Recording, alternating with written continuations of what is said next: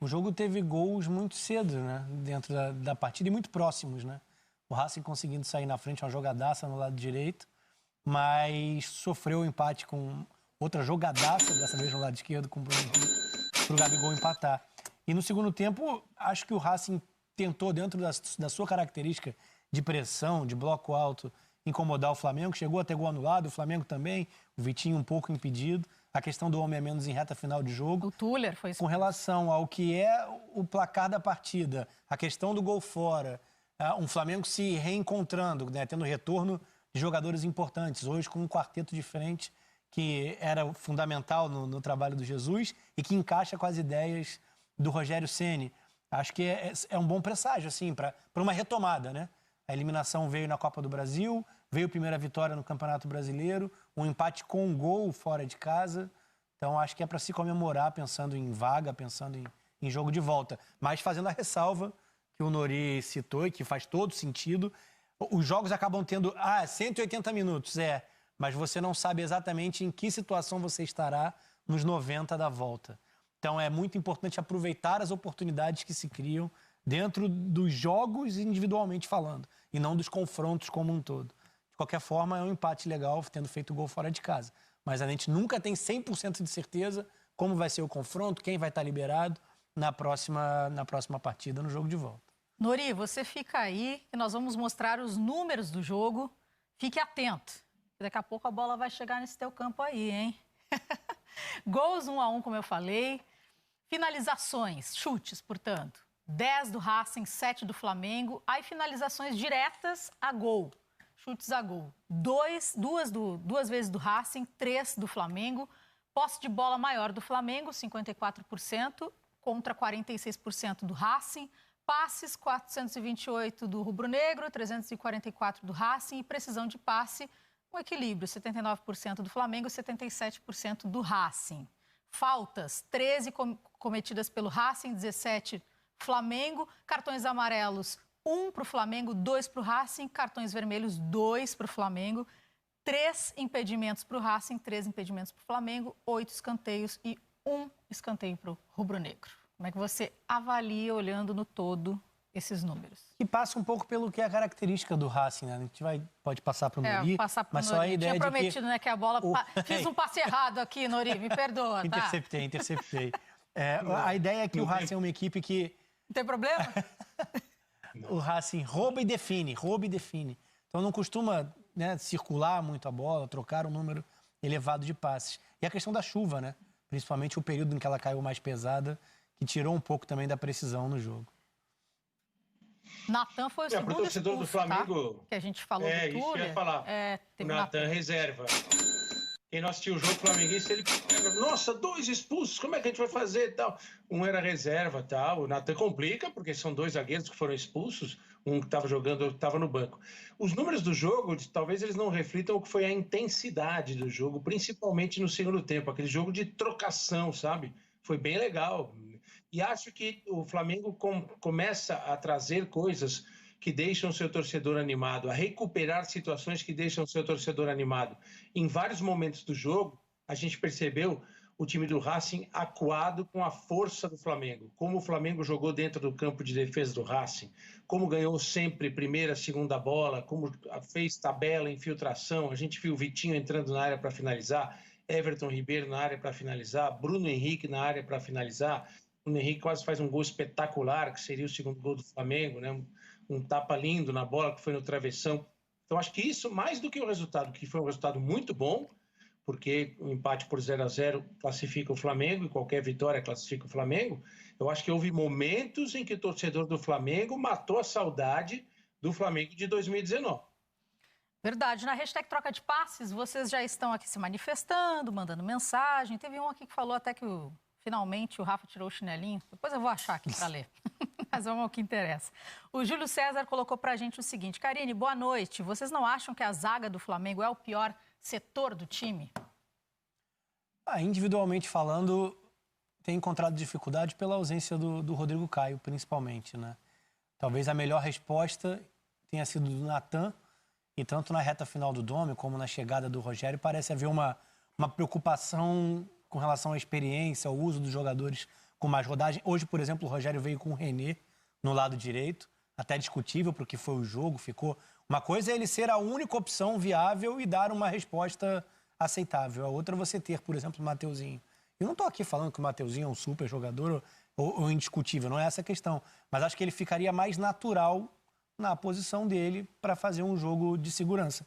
E a questão é que o René acabou rendendo abaixo, realmente, na partida de hoje. Tinha feito até gol bonito, tinha tido boa participação na última rodada no Brasileirão.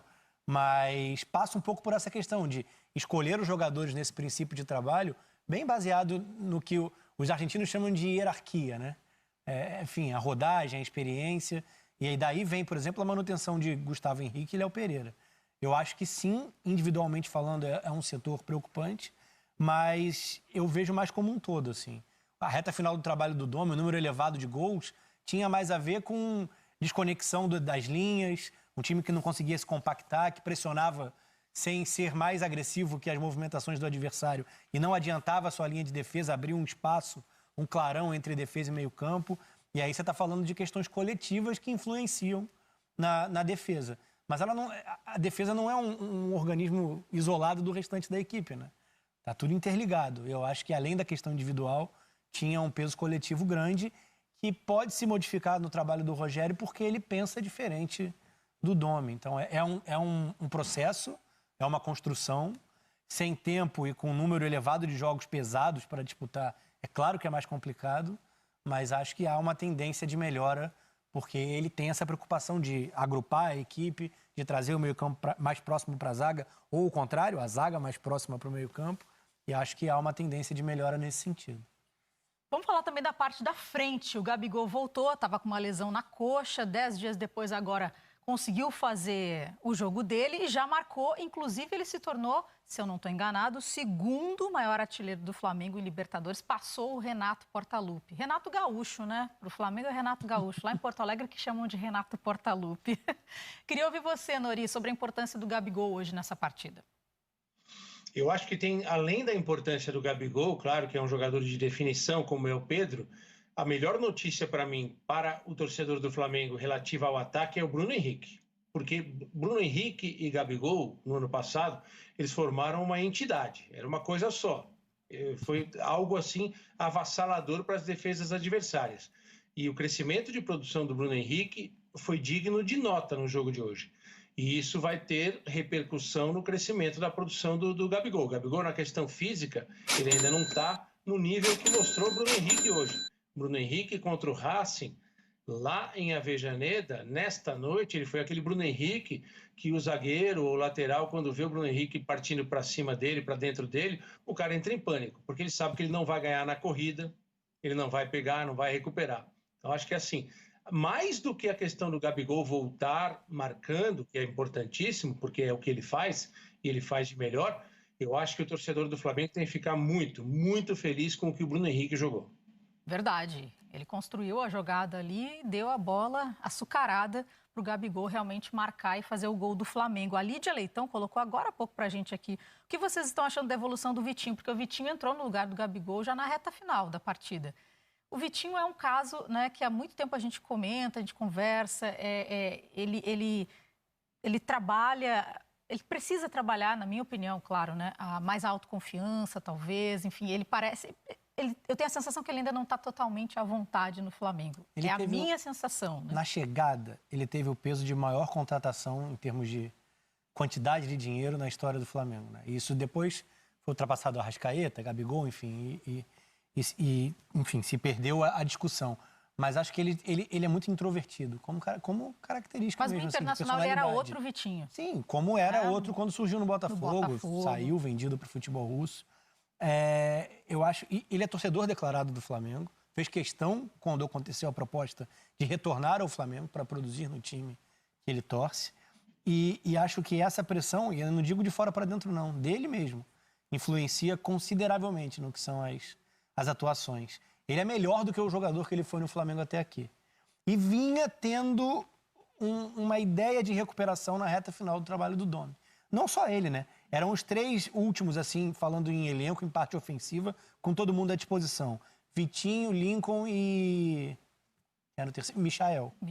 E o Vitinho e o Lincoln tiveram oportunidades, fizeram gols importantes, estavam tendo um crescimento, mas passa por uma mudança de comando. O trabalho se reinicia, o Rogério exige outras questões e isso pode ter uma influência diferente no que era essa tentativa de retomada.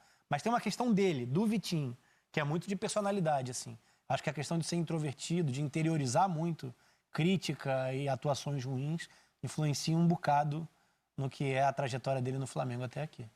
Hashtag troca de passes, tem bastante gente mandando mensagens aqui. Temos tempo ainda, diretor, para a gente bater mais um papinho? Então tá, porque temos ainda os outros jogos também da Libertadores que a gente vai repercutir aqui e vamos projetar os jogos de quarta-feira. Então vamos até 1h, assim, ó, naquele ritmo, né? Que o Rafa já conhece, o Nori também. Mas só até 1h. Né? Dava pilha aí de 3h, 5h, entrega pro hora 1. Estamos há uma semana ouvindo isso aí na rede social. É porque em algumas TVs estava aparecendo, né, que a gente ficaria até 5h, mas não, até 1h. Mas temos bastante tempo ainda pela frente aqui. O Leonardo Schroeder colocou pra gente: a chuva atrapalhou o bom futebol do quarteto ofensivo do Flamengo. Isso é a opinião dele. E o DM Júnior, Dora Júnior, colocou aqui pra gente: a vantagem de 0-0 pro jogo de volta é pífia. O time não consegue ficar um jogo sem tomar gol. Isso é uma coisa realmente que chama atenção. A parte de não conseguir ficar um jogo sem levar gol, Nuri. Ainda não encontrou um ponto de equilíbrio como tinha no ano passado, né? Que o Flamengo se defendia atacando.